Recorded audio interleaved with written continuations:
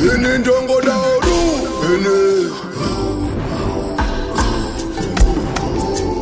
ndongo daru heneko daima tibaru ene.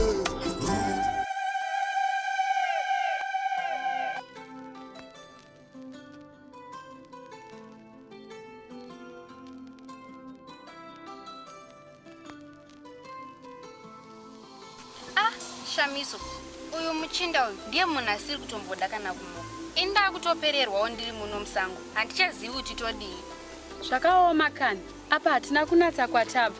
Kwataenda kwachona ndiwo usiku. Tikada kuti tidzokere, tinonotemerwa rufu uku. Kutamba iri kurira Shamiso, ndiko kwatichatoita. Zvinhu izvi takazvida toga. Hatina kumbotumwa, saka tichatongoita sezvazviri. Chinonetsa manje, kumzinda ndichine hama dzakasarako. Ndava kutotondera zvandakazviitira ini.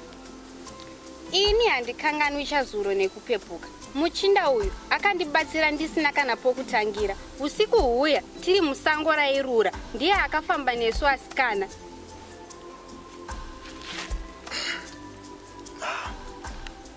Timboribwe. Sango ripo. Imadzimai, munonditei? Imadzimai, musabvunduka zvemanga-manga. Bvunzo wangu yekutanga. Timbori kupi kunoku? Bvunzo wangu yepiri. Ndiana tunza kunoku? Mbvunzo wangu wetatu. Imimi vacho. Mumbori vanani? Yesu. Kusatenda uroi muchindi. Isu takakubura mumoto nezuro. Dai wakapfudzwa iwe. Iwe shamwari, imbomira zvekurotomoka. Utikwazise, tokwazisana mune zvakanaka. Isu tiri nani, ko iwe wava kunzwa sei?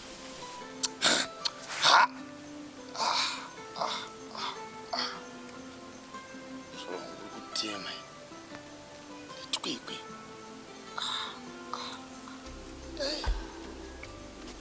Dzika mai baba, muri kumhanyira kupiku. Nezuro makapotswa nerufu imi. Dani muri vamwe, mapfugama nebvi rimwe chete apa. Matikumbira muchiti makaita basa. Aiwa. Tibvire kuso wangu. Bvire kumhepo. Pamakandibasira pazvo. Makatumwe. Nandizvidini. Zvanhu vane bvepfe. Iwe. Usade kuti ndikukwidzire manganda iwe. Ini kuisa upenyu hwangu panjodzi. Ndichindundurudzana newe, usingagoni kana nekumira kwose. Kuti ndikuponese, ndauya newe pano, utanga kutaura matakanana akadaro. Iwe msikana uzvibatewe. Zvemuna anoda kupuwa maruva oga ndombozvida ere. Hatina kubetserana ere kutakura munhu. Wakamutakura wega kuya pano iwe. Iwe musikana, usandishamisa uchidaro. Iwe wakazongoita mucheka dzafa. Ini ndakabuda naye mudare resvikiro raityisa ndiri ndoga. Iwe wakazongotiwanira tava munzira.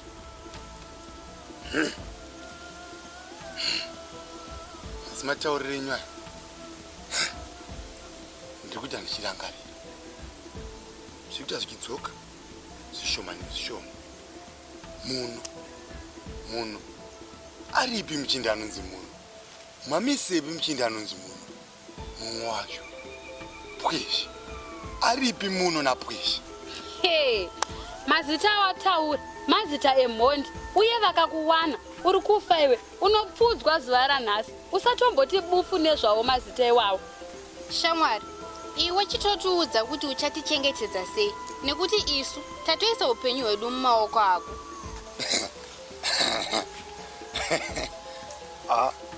Imadzimai, tarai neni zvakanaka. Muri kuti kudii? Muda kuwanikwa neni? Kana zvirizo zviri mundangariro dzenyu nemupfungwa dzenyu, inansandoda kuwana.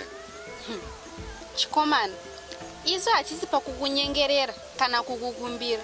Iwe uchatoita sarudzo izvezvi kuti achaita vahosi ndiani, achaita nyachide ndiani. Asi ini dai watondiisako kuna nyachide, nekuti ini ndinyakukutumbura mudambudziko rawanga wasangana naro iwe. Zvagara, iwe uri mupfupi, ndiwe unoita nyachide, ini ndoita vahosi. Asi baba mwana, inzwaika, muchange muchitida zvakafanana.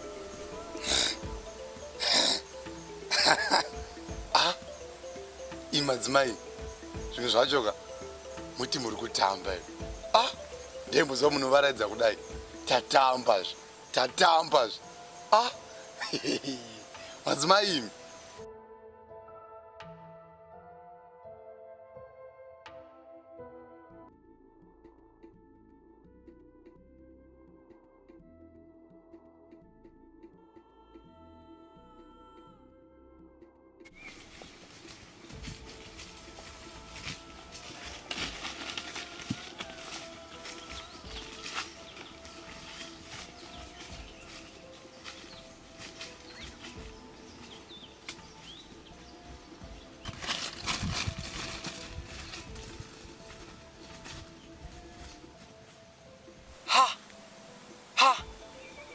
Zvazvamboitika izvo asi matsango matema kani Iwe Pkesh, usakahadzika zvenhema. Wanga uchizviziva izvo. Wandifambisira kubva kumusha kwangu kuti ndisikuona matakanana akadai. Wotanga kuti ha. Iwe Pkesh undikwanire iwe. Kaninyatsoongorora pamwe maziso angu apofomadzika asi hazviitiki nduramo yangu. Ndobva ndafunga hangu murume wangu Ndambari akaenda. Dai kwakaenda imi machinda imi kwete murume wangu. Imi ndimaifanwa kuenda vanhu vakaita sana Pkesha. Iyo mazvakadei uchashora mbodza neinozvimbira kwokuti zuva radoka patichaenda kumusha uko patichadzoka miti inenge yabata. Haiwa kudzoka kudini kwachona tingadzokera zvakadai isusu. Iro domba iri rakurwadza nditsvagire zvimashizha ndiwane kugara zvakanaka. Zvoga izvo kana ari mashizha rega nonokutorera kwete zvakutaura zvemashoko anorwadza izvo.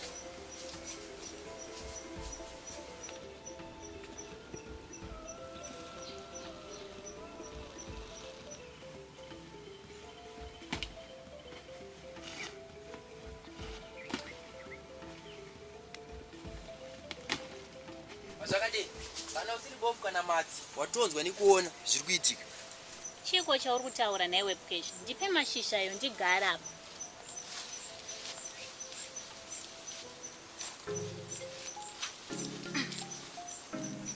Mazvakadei zvinonzike zvimwe kana zvakuona unoita zvimwe iwe neni tatuya kumafura mhepo totodanana zvedu tiri kuno.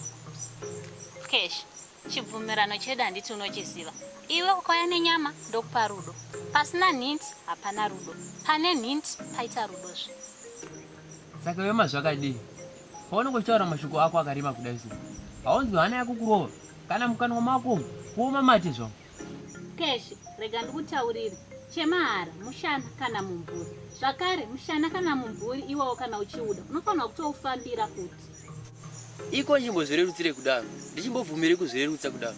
Dzimai idzo chaiye anofambidzana nazimuto munhu chaiye anogara kure newo ini ndinogara pedyo newo. Ndamboti ndine nzara kana nyota nevarume here ini. Ini pakatofa Ndambari ndakatofara ini nekuti ndatove nerugare uye kumba kwangu ndakugara magariro andinoda ini kwete zvekutongwa nemunhu. Usade kureva manyepa pandasimuka ndinotema mashizha wati iwewe hatipa wati Ndambari danga aripo apa. Naiwe munhu anopererwa nemashoko ekutaura zvazonyanyochamisa nekuti ndini ndapererwa here. Asi ini ndakazvitarisa handione pane pakaipa ini asi vanhukadzi makandiona matenge muri kuona mashura chii. Naiwe Pkesh, iwe utozvione kuti uri shura here. Pese pandinokuona iwe ndofanira kutokuti yezvo. Ipapa ndatokanganwa yezvo naiwe Pkesh. Muchaiyoka bako mushembe kunge manayeyo mogosvika bako ravhara ini ndataura mashoko angu pwesh. Pkesh, hauone kuti ndiwe here uri kukonzeresa kuti nyaya yako isafambe zvakanaka. Dai wakangoita zvatakarangana musi wekutanga uya watakaonana ndichitana zvangu gavakava. Dai izvozvi tisina kana zvatiri kunetsana tichitowirirana. Ringava rudo here rekuti pasina nhinzi havana rudo. Ini ndinongoda kuti undide ndiri zvandiri pasina chimwe chinhu. Pkesh, rega ndichikutaurira manje. Ini ndinoda zvinhu zvinooneka nekubatika. Manje iwewe ukakundwa nemajuru kumusha kwacho tingasafa nenzara here. Ndazvinzwa mashoko ako abva andipa simba. Rega ndimhanye kumuzinda kwangu uko ndinotora pfumo rangu ndinobaya iri mhembwe chaiyo. Iwe Pkesh, nhasi wandipedzera nguva yangu uchindionesa zvenhando izvozvizvi. Chindiperekedza hangu ndiende kumuzinda wangu.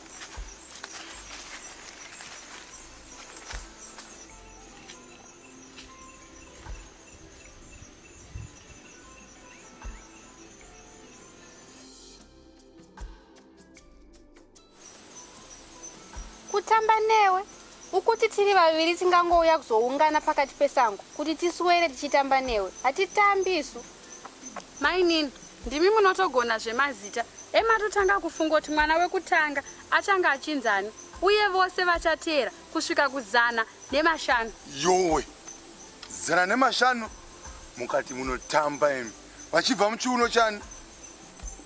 Pazana namashanu. Kana vari vasikana hativerengi. Asikana dzava mbocho. Ini ndoda 50. Saka baba, totanga iye zvino here kana kuti muchiri kuda kumboteerera marwadzo? Madzimai, chibva yenyu mamira makadaro. Ndikupei mashoko angu. Andinovimba kuti mashoko aya achakukwanirai. Ini zvangu Gwanda, handidi nesikarudzi yangu. Rega ndikutaurirei zvakasimba ipapo. Handidi nesikarudzi yangu. Ndakamira kumira semuzambangwena. Ndichikutaurirai kuti handina chandizunungutsa chero champupuri chero mvura pandangariro dzangu kuti ndizoda nesikarudzi yangu. Ini handidi. Zvino isu takazvimiririra semizambangwena sana mai Gwanda. Tiri kuda nesikarudzi dzedu. Madzimai, ini manje ndinokutizai. Mushure mange ndakutizai amundiwani. Mushure mange makoniwa kundiwana mobva madzokera kune chimuzinda chenyu ameno kwachiri. Mobva manouraiwa nanamuno. Asi unoti takavata? Hatina kuvata isu. Chekutenda mudzimu kuti wakapiwa madzimai anokuda nemoyo wese. Patakakubvisa ndipo pakaoma iwe. Aya mashoko makukutu abva kuna vahosi. Baba, imbozororai zvenyu. Kana mazorora, totanga kuvaka musha, toitawo vana vedu, totoitawo dunhu redu, tiri pano patiri. Asi Shamizu, zviri kunakidza asikana. Munopaonawo sei? Zviri kunakidza zvemazviro kwazvo kani Nyachide. Imi baba, muchibva kunovhima, isi tichibva kunotsvaga huni nenhengeni. Tosvika pano pamuzinda, tobatidza moto kuti zvikara zvesango zvitize. Madzimai, nyatsoteramirai muterere jinda. Ndikupei mashoko. Ndinovimba kuti mashoko aya achakukwanirai zvekare. Musamanikidza zvinhu kana zvisingaiti hazviiti. Iko muchimbomanikidzireiko zvinhu? Madzimai, mukamanikidza mweya pamwe pacho munopasha. Musamanikidza mweya nokuti muchapasha zuva ramangwana. Kokugomera kwakaipei nhai baba womwana.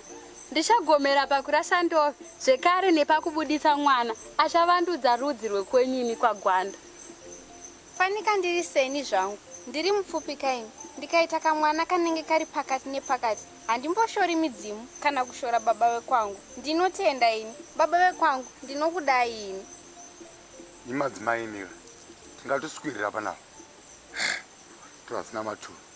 Ndinokutsvagirai zvekudya. Ngandimbonovhima. Imisarai pano. Tisaranani pano, handeiwe Nyachide.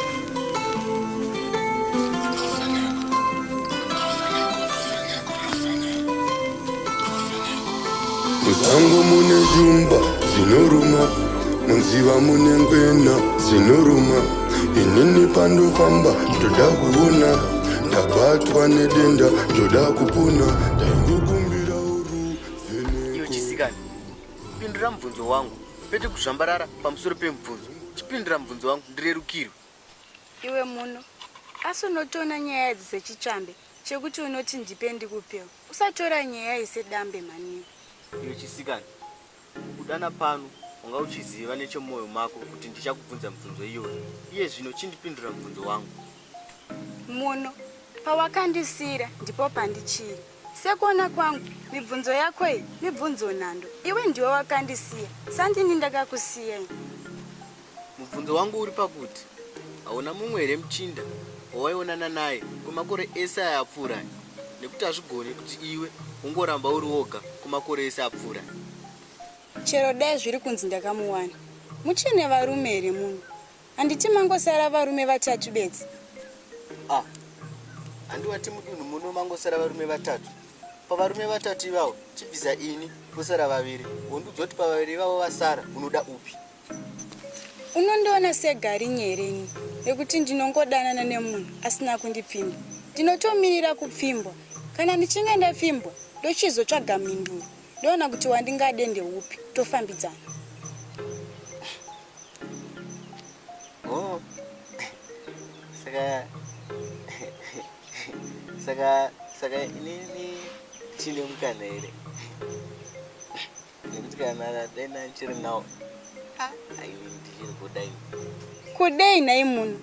Kasi unondiona sepfimbi yako yaunoti ukapfimbika unozodzoka wotarisa kuti yaibva here. Usanditire matakanyanya unondiitira.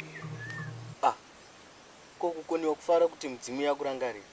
Iwe ndiwo unongofa usina murume nekuti isu tisu varume chete vangosara mudunhu rino. Zvazvakandiomera. Saka muri kutoona moyo wangu seurimbo here pamakati mhai papa. Neichisikana. Unoreveko kana uchidaro?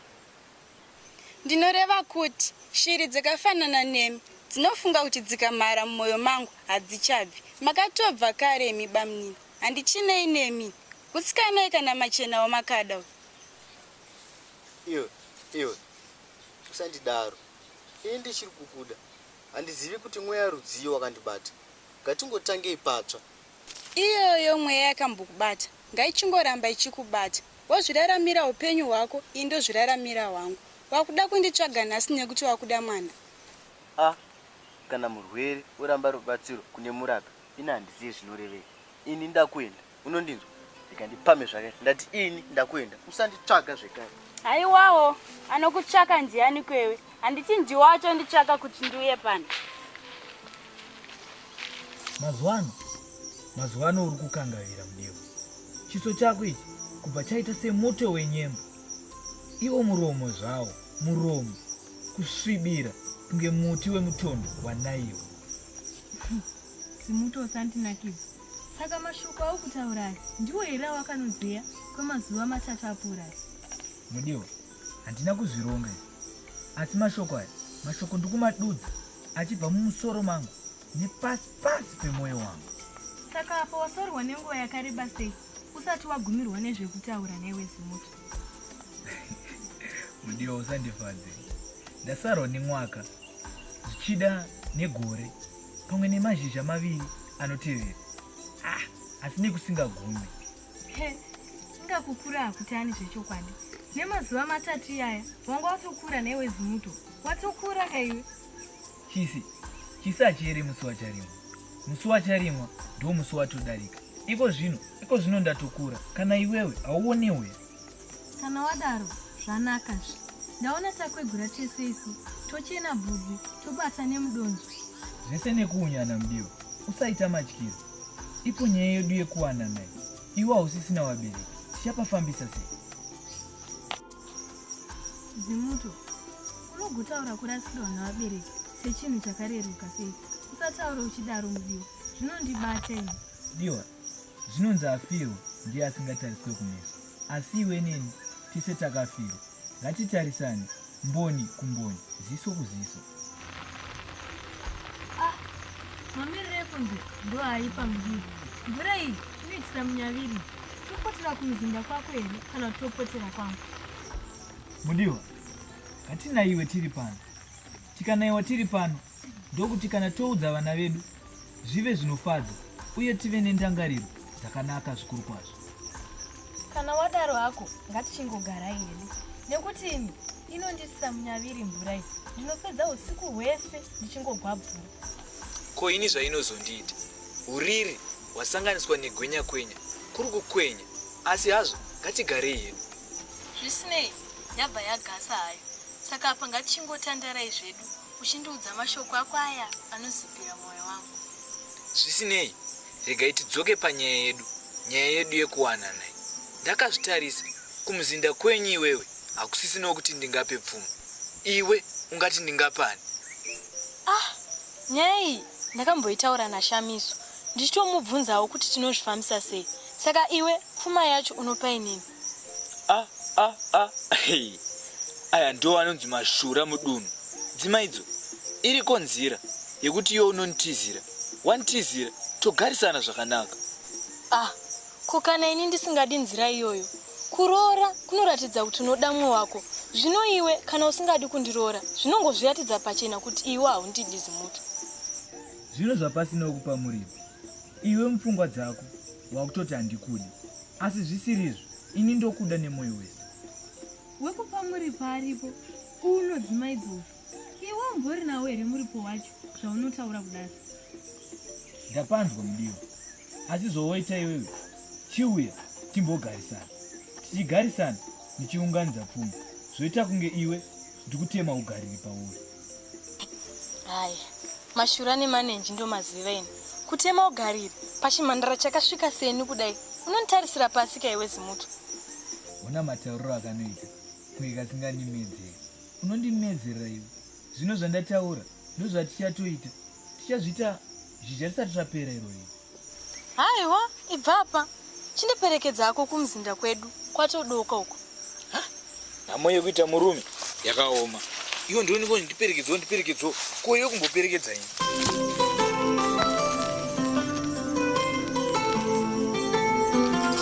Mazoza unombofukunyuka. Ati nhasi hafukunyuki. Machida mamweza akanonoka kuya. Nhasi ndokudza ndega. Zinoruma, munziva munengwena, zinoruma, inini panofamba, ndoda kuona, Mashurangu, atozona ndomeni. Gatitizi, ndozo zidida kamufungura. Vheneko, Jongoda uru, Vheneko, Daingoda uru, Vheneko, Jongoda uru, Vheneko, Ini Jongoda uru, Vheneko, Jongoda uru, Vheneko, Daima tibaru, Vheneko, Jongo chemeraru, Vheneko.